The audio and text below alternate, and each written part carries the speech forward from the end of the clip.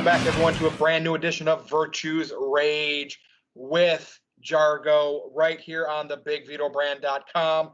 And I am Virtue, being joined by, of course, Jargo. What's up, man? What's going on, my friend? You know, I got to tell you, after watching the last week in professional wrestling, I've done like 8 podcasts since the last time we talked, but this is the one I was looking forward to because it might be Virtue's rage, but Jargo's got some rage this week too. There's a few things I want to talk about, and I think I know what you're going to rage about. So before we get to that, let's talk about WWE and Karrion Kross, who is the NXT champion. Triple H's little group of developmental, however WWE looks at them, and they got their little cult following. And he's been teased up on the main roster recently. I think he did something on Main Event. They stripped down his full entrance. I think took Scarlett away. Finally, he debuted as the NXT champion on Raw this past Monday night. No Scarlett. And he faced Jeff Hardy, who had been booked to lose quite a bit of matches for a while. The whole thing with Jeff Hardy the last several months, fans, I want his No More Words or whatever that entrance theme of his. I want that back. I want that back. Okay, I get it. Fans love an entrance theme. Okay, whatever. But he was losing matches. Well, Jeff got that entrance theme back finally on Raw, right? Crowd in attendance again. He beat Karrion Kross in about 2 minutes. Rumors all over. You never know what to believe. Like, is it Vince McMahon sending a message? What do you think here? I know they don't always, wins and losses don't always matter, but this is the NXT champion who is undefeated. And then, Jeff is, future Hall of Famer, but I don't really know what to say here. I guess I'm going to look for somebody else's opinion here before I maybe formulate my own. I'm still baffled. I wish I had a good explanation for this. Most of the time when WWE does stupid things, I can at least look at it objectively and say, okay, this is what they were trying to do. In this instance, I don't even get what they were trying to do. Jeff Hardy, 2-12 over the course of the last year in singles matches. And he goes out and he beats the undefeated NXT champion on Monday Night Raw in 2 minutes with his feet on the ropes. He's a baby face. That's the part that's getting lost here, right? Is like, was this a Jeff Hardy heel turn? I don't get it. I don't get it. You could have done that with any number of guys in the back and protected Karrion Kross. I'm not even a Karrion Kross fan. He didn't do anything for me in Impact. He doesn't do anything for me down in NXT, but I'm looking at this from a little bit bigger perspective. So you mean to tell me Jeff Hardy can beat Karrion Kross in 2 minutes? What does that say about Samoa Joe?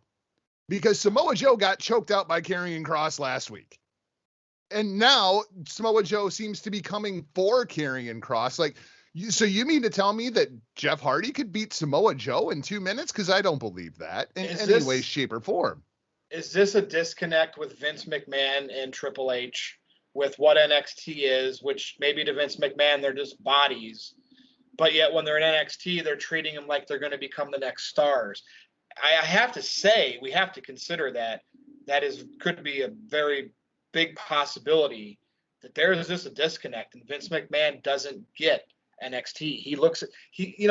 I've heard talking with Vince Russo and other people and hearing like Jim Cornette, Vince McMahon does things weird and quirky. Mm-hmm. He's been known to tell wrestlers losses don't matter. I'll make a career out of you. I mean, Razor Ramon lost to 1-2-3 Kid, but look what happened. 1-2-3 Kid became pretty good, Sean Waltman. So I don't know. Vince McMahon is a quirky being and he is successful as a wrestling promoter. So he is based on his overall history. Is he? Yes. Yeah. Well, and I say that because But- like people want to talk about how bad WWE is now, and it's like, you know what? Go back and watch the early days of the WWF. It wasn't that good then either. Like he had about a 5-year run with Stone Cold Steve Austin on top that was money, and he's still living off of that legacy. But you know, he's had the company since the early 80s. So in 40 years, he had about 5 good years, and we seem to think that he's a genius. And I don't get it. Well, then okay, if maybe wrestling promoter is the wrong thing to say, what about businessman? Because he bought his Absolutely. dad's company and it's billions of dollars now. Absolutely. So yeah, and I guess if you draw a line between to distinguish those two, then okay, maybe it makes sense. So maybe wrestling promoter wise, he got lucky, but business wise, he's marketed WWE to people that'll spend money. And yes, now Right. it's hurting them because it's pretty much only casual fans left, and we know what the casual fans want, and that's what they want. It's not what they're forced to like. Well, I mean, the casual fans didn't even know that Bill Goldberg was going to be on Raw Monday night. I mean, like, where was the big Goldberg chant before Keith Lee came out? Yeah. Oh, it didn't exist, So I think that really, more than anything, spoke to the volume of the casual fan being a WWE fan, and the hardcore fans are more into AEW and New Japan Pro Wrestling. Now, Sean Ross Sapp, who, did his and I don't know. It's always reportedly. Fightful, right? Isn't that where he's at? Yeah. And CM Punk, the rumor is he's interested in coming back. All right, here's the thing. When he left wrestling, until the wrestler passes away, they're always interested in coming back. They might take a long hiatus because of injury, personal or whatever. Unless they pass away, they always come back or think about coming back. So this whole CM Punk thing is not news to me. I figured at some point he's going to strike a huge deal. Somebody would pay him, right? Whether it's Tony Khan, Vince McMahon, right? But the question is, it's more than money to him, I think. Mm-hmm. Again, just opinion here. He wants creative freedom and control because of how his run in WWE went. He knew he got himself over with the mic. He got his fan base, and he had his fan base before then when he had the longer hair of the straight edge society. But he made a lot of money when Vince McMahon finally said, hey, you're in my main event. But we know how politics play. So what's your take here on CM Punk? Like, I think he'll come back for somewhere, sometime, someplace, because that's what wrestlers do. Even though, he did make some money getting his butt kicked in UFC, right? That obviously didn't last, but he made a couple bucks doing it. He writes comics, I hear. He's fine. He probably is good with his money. He's married to a wrestler that probably saved her money as well. So he doesn't have to come back. But what do you think now? The internet's buzzing, and that's one thing he's great at, is getting a buzz on the internet, because he came up around the time when internet fans were smart to everything. And what's your take on this rumor of CM Punk? And if he does come back, where? I have a interesting relationship with CM Punk because I fell out of professional wrestling right around 2001, 2002. And CM Punk single-handedly brought me back into the world of professional wrestling. He was the first thing that I had seen in years that I was like, that's my dude. I like that. Was this the Ring of Honor days or the start of it, maybe? It was right towards the end of Ring of Honor when he signed his WWE contract on top of the Ring of Honor World Heavyweight Championship. I mean, it was like, okay, I'm intrigued by this guy. Like, this dude gets it, whatever it is, right? Yep. And so I was always a CM Punk fan, and I was not surprised at all when he made it, to the main event, even though it wasn't of WrestleMania, which was always one of his big complaints. Yeah. Now, I don't know if there is the demand for CM Punk. Like, there would be the intrigue around a CM Punk return, but it's been 7 years. He's now in his mid 40s. I don't know, but I think people would be excited for the first match, but would they be as excited after that? And another name to kind of talk about inside of the same conversation is Bryan Danielson, who's also reported with AEW. Yeah. And I think he's a great example because everybody we got to get Bryan back in the ring. If we could just get Brian cleared, think of all these great matches he could have. And then he got cleared and people lost their minds and it was great. And within about 6 months, he was, in the middle of the SmackDown card and nobody seemed to care anymore. And they were turning him heel so he could kind of go off about it. Now I did enjoy that run he had as the Earth champion or whatever, The that heel run where he dropped it to Kofi. I feel that was too short though, and he did have some momentum as a heel there. But WWE, and again, look at wrestling. The people, like back when CM Punk was in WWE, they were still doing 3.5 million viewers. They're half that. WWE is half that right now. Now that was the beginning of the network era, right? And streaming got bigger and clips on Twitter and YouTube. So things have changed. But I know some people are like CM Punk, the bloom is off the rose or whatever. If he comes back, a quick pop and nostalgia, intrigue, and then it'll die away. I have to see it to believe it. Like, I'm more of the fact that if it creates a buzz, at least that's interesting. Whether it lasts or not, I don't care about at this point. I just want the damn buzz because I know he can bring that. So, like, I was kind of arguing on Twitter a little bit. A lot of people are for Punk and thinks it would be cool if he shows up in AEW. I'm kind of thinking he could move the needle a little bit. Some people are saying, nope, wrestling will never change. It's all contingent on Vince McMahon, Tony Khan, and they're creative, which probably is true. But look, Punk got put in the news today, and my Twitter feed kind of blew up. I mean, the thing that's probably fueling this more than anything, forever, Punk's name on Twitter has been coach. Yes. Now it says player coach. And I think that's probably what really sparked people's interest here. I feel like the thing with Punk, though, is if this would have happened 2 years ago when AEW started, I think the feeling would be a little bit different. But amongst those people that are CM Punk fans, people that have followed him for years, I almost wonder if at this point, if he returns, if people are going to resent it. Because he let him down. Because he let him down by abandoning the business. And if he does come back, he's going to be everything that he hated. He's going to be a part-timer. He's going to come in for big shows. He's going to be pushing the younger talent, the Darby Allins, back down the card. Like, he's everything now that he always railed against then. And I wonder what that dynamic is going to be like, unless you bring him in as a heel and like you just bring him in like a suit and tie and be like, this is my character now.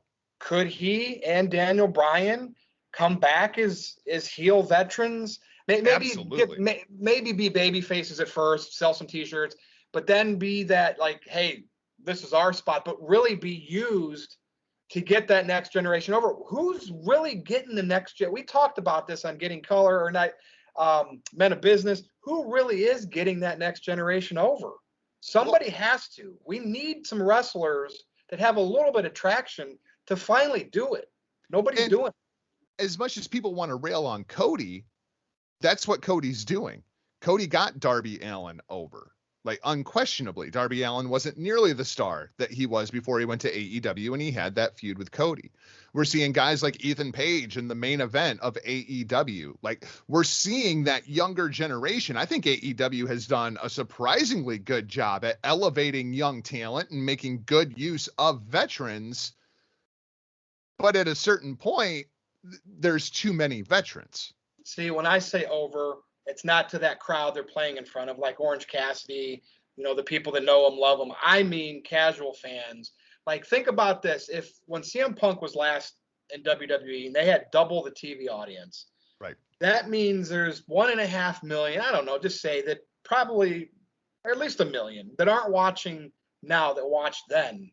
And I don't know if you'd call them casuals or maybe some are diehard. That's where I want to see if Punk can bring some of them back. John Cena showed up and Raw almost did 2 million. And I know it's baby steps. They really didn't promote Cena, but like that was a quick 300,000 gain. That's something when your numbers are so low, that's actually a significant chunk compared to the old ratings. It's nothing, but I don't know. It's like, I need to see and the promoters need to let them do their thing too. You can't bring him back in like Christian Cage. I know he was never a big draw, but what has he done in AEW? Nothing. It was come back, looks like you're going to do something, and then nothing. You know what I mean? Well, I think the thing with Christian, number one, Christian is still undefeated inside of AEW. I think at some point he's going to get fed to Kenny Omega, and then he's going to end up turning heel. Like all the seeds are planted for a Christian heel turn, but he has done a hell of a job with Jungle Boy. I mean, I got to give him credit there. Like he is actually helping get Jungle Boy over, and it's planting the seeds for the Christian heel turn. So I'm not quite as down on that one. Like Matt Hardy, I'm way more down on Matt Hardy than I am on Christian at this point. What about Miro? I think Rusev has completely reinvented himself inside of AEW. He's still undefeated. He's the TNT champion. I think they're building Miro to be a legitimate heel world title contender to a babyface Hangman Page. Hangman's a guy I'd like to see finally get to that star level, right? And Darby Allin. So to me, them looking like they're getting elevated within that fan base that already likes that doesn't show anything to me. I want to see people that might have watched wrestling 5 years ago, I mean, even longer, but let's just go back 5 years, that stopped. I want to see them come back, and I want to have discussions with people that ask me questions because they don't normally watch. I do. I've lost that. Like the only people I talk to about wrestling are the people that watch it. Right. You know, now here, this is interesting. So we're talking about guys showing up, and we'll see. I'm sure we're going to discuss CM Punk and Daniel Bryan again. But let me ask you this before we move on from Punk. Yeah. What happened on Monday Night Raw with Goldberg coming out and telling Bobby Lashley, I'm next? If CM Punk would come walking out tonight on AEW Dynamite and get in Kenny Omega's face and do the same exact thing, is it really any different at this point? Not necessarily. Well, no, you're right. But why do they have to do it that way? Be creative. If Punk comes back, Tony Khan, whoever, get Jim Ross involved, people with the business experience, you can find something really cool and creative to create a buzz. It doesn't have to be tied to, I'm coming to take your championship belt.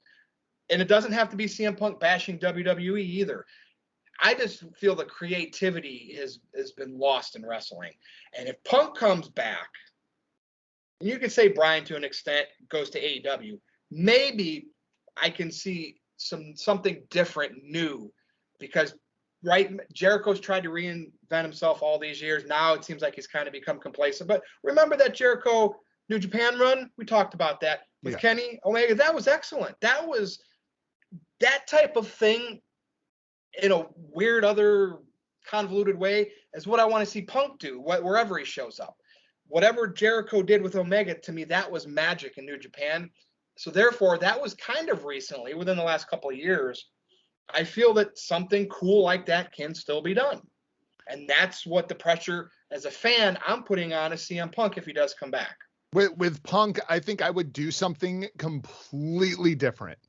I think I would have a big press conference, announce the signing of CM Punk, bring him out, let him address the fan. Like, don't do a surprise return. Just straight up tell people, we have signed CM Punk and he will be here on this day to address the fans for the first time, and actually advertise it instead of what they did with Cross and what they did with Goldberg, where surprises in professional wrestling, I feel, are so incredibly overdone. Like, there is a time and a place for them, but with something like a CM Punk, I announce, we're doing a major press conference. We want all the wrestling media here. You're going to want to be here for this. You cannot miss this. This is earth-shattering news.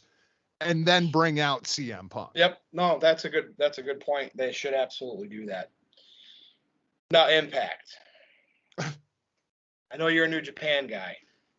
Yes. At the end of Slammiversary, the Switchblade, Jay White shows up. Take it from there, because I like him. So to me, with him being here on American TV in any shape or form is a plus for me, because it's, a little bit easier for me to keep track of. But what he, like, as a New Japan guy, and you know what his capabilities are, which you already know I like him. Tell me about this from Jargo's point of view. there's two different ways to look at this, right? I mean, number one, I can look at the creative direction and what happened and where they're going, and I love it. For those who do not listen to my New Japan show, Destino, a New Japan Pro Wrestling podcast, here is a spoiler for what happened when Slammiversary went off of the air. Jay White comes out, he gets in the ring, he's opposite Kenny Omega, the Good Brothers throw up a too sweet, Impact cuts the feed. What happened is Juice Robinson, and David Finlay, who is going to be facing Jay White for the IWGP Never Openweight Championship at Resurgence, the first New Japan Strong event, comes out, attacks Jay White. Jay White takes them both out because he's a badass motherfucker like that. The Good Brothers and Kenny Omega retreat as that chaos is happening in the ring. Very well done from Impact Wrestling's perspective. They have a huge cliffhanger going into this Thursday show. It should move some numbers, but I mean, you know, if I tune in, that's moving numbers for Impact Wrestling. Yes. Then there's the business aspect to look at this from, number one, Impact Wrestling's perspective. Like, this is an absolute coup for them. And I do not understand how Impact Wrestling is still in business. And that's not a rip against the talent. That's not a rip against the creative. Their business model is awful. They're on a terrible network. There's no advertising except for other shows that air on Access TV. There's no television distribution rights fee. I don't know literally how Impact Wrestling is in business. I don't know how they're making any money. Does Anthem still own them? Is there some Yes. type of, are they being produced for content for something like the Fight app or something that, is it just like content? Is that the payoff? I guess, but it just doesn't make any sense to me. Yeah. If they would have done exactly what they did at Slammiversary on AEW television, you are talking a difference of tens of thousands, if not hundreds of thousands of pay-per-view buys. Like, from a business perspective, this doesn't make any sense to me from an AEW perspective, from an Impact Wrestling perspective, or from a New Japan Pro Wrestling perspective. Because here's my fear. This is going to make Jay White a babyface. You put Jay White opposite of Kenny Omega right now, Jay White is going to be a babyface. The people are going to cheer Jay White, and I don't want to see people cheer Jay White. He's a dirty slime ball, evil, conniving, you just want to punch him in the face, dirty knife pervert. Like, that is at his core who Jay White is. I don't want to cheer that person, but against Kenny Omega right now, I will. Yeah. And I think that hurts New Japan. Yeah, I mean, do they look at it that way? You think, do they care what goes on with their wrestlers in the States, or do they just figure, go do whatever you want to do over here? You're still going to, I don't know. I mean, either way, is it worth a shit? I mean, like, either they don't care or they're completely dropping the ball. Like, either way, it's bad. It's just, which is worse? Well, wrestling fans that are still the diehard wrestling fans with apps and streaming services and all that. I mean, there's New Japan. Even though it's minuscule, there's Impact, there's AEW, there's WWE/NXT, even Ring of Honor still out there. There's a lot of wrestling for fans to watch, but those are the fans that are going to always watch. I want to see casuals come back so bad. In that era of everybody knows the dirt sheets, everybody's getting the backstage news, everybody knows who's going where. I mean, we're talking about CM Punk potentially going to AEW. We're talking about Daniel Bryan potentially re-becoming the American Dragon Bryan Danielson and going to AEW. In a world where everybody knows everything, nobody knew that Jay White was going to show up at Slammiversary. That's a good point. Nobody. Because Jay White is that good at his job. Yeah, and I like him, and I like, granted, if his best success means to keep working in New Japan and just doing limited stuff over here, I'm all fine and dandy with that. I know some wrestlers do want to do North America and, for a couple of years. I mean, we see Nakamura over here now. We'll see what happens. If you were starting a wrestling company today, brand new, and you could build your dream roster, but you have to draft against Tony Khan and Vince McMahon. So it's going to be like a WWE NFL style draft. But you have the first pick. You are the Jacksonville Jaguars. Switchblade Jay White the number 1 pick? Because I have a hard time picking anybody else. Gosh. Yeah. I mean, total package, the look, yes. the I mean, promo, because I'm trying work. to think of younger guys like in any of the other federations now or promotions. Jay's I would like 27. Yeah, like if I'm not taking like somebody already super established, like Roman Reigns, and that's out of it, it's starting like younger, youthful. I can't think of somebody else. And I've liked this guy for several years now, probably since he first came into the New Japan scene and got mixed up with the Bullet Club. So, some people are like, Virtue, why would you like a guy like Switchblade? That's out of your character. You like Lesnar's and Reigns's. And I couldn't explain to them. But 6 years ago, I said I liked Roman and everybody laughed at me. And now Roman's in a good spot. It just took WWE a long time to figure that out. So there's something I'm drawn to that I can't explain about Jay White. So that's it. That's it. He even had it when he was a young lion over at the New Japan Dojo. He had it in Ring of Honor when he was rocking a mohawk and he was a white meat babyface Kiwi crusher. And then when he came back to New Japan from Excursion, we're seeing these dark vignettes and the switchblade, and I thought it was Sami Callihan. I thought it was going to be somebody like that. Yeah. And Jay White comes walking out, and it's like, no, like this is not going to work. He ends up winning the IWGP World Heavyweight Championship, and everybody's like, it's way too soon. This is not going to work. He ends up taking over the Bullet Club. This is not going to work. He's too young. He's not ready for it.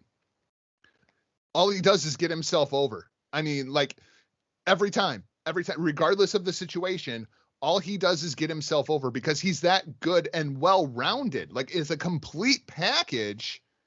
He is something. I've always said he reminds me of Jean-Paul Levesque. And now I see that he's starting to turn into Triple H. Like now, as he gets older and he figures out more psychology, he's turning into the game. New Japan's always good with that. When they lose like their Westerners back, like, when AJ Styles left, when Kenny Omega left, they always have, coincidentally, it's always the leader of the Bullet Club. And then they get the next iteration of it. And now Jay White is like that guy. And New Japan's always good with keeping their product fresh when wrestlers leave them. Like the Westerners more. Well, I know Jay White's New Zealand, but yeah. That's the thing though, right? Like you say, it's always the leader of the Bullet Club. Well, it makes sense because it's the Gaijin leaving the country. Like that makes total sense why it would be the leader of the Bullet Club. Yeah. Well, great discussion. I mean, we got to save more for next week. I mean, we could go on. We do so many podcasts. We got to kind of keep this short and sweet. So with that said, we will see how this news with CM Punk develops as time goes on, or if it was just a fart in church by Mr. Sapp on Fightful. But go ahead and anything you want to plug or promote. There is an all-new episode of Destino, a New Japan Pro Wrestling podcast, just dropped earlier today. You can find that over at destinopod.com. We're talking all about Summer Struggle, as well as previewing Wrestle Grand Slam inside of the Tokyo Dome. And tonight, if you're sitting around and you're looking for something to do, ladies and gentlemen, find me over at Rad Rob's Retro Show. We're going to be doing Kiss 1974 to 1979. I am excited because they're my favorite band of all time, and I'm more excited because Rad Rob hates Kiss. So this is going to be an absolute blast. Virtue, what do you got going on? That'll be interesting. So obviously right here on the BigVitoBrand.com, I do Getting Color with Vito. We do Men of Business, you, myself, and Vito. And of course, we do Virtue's Rage.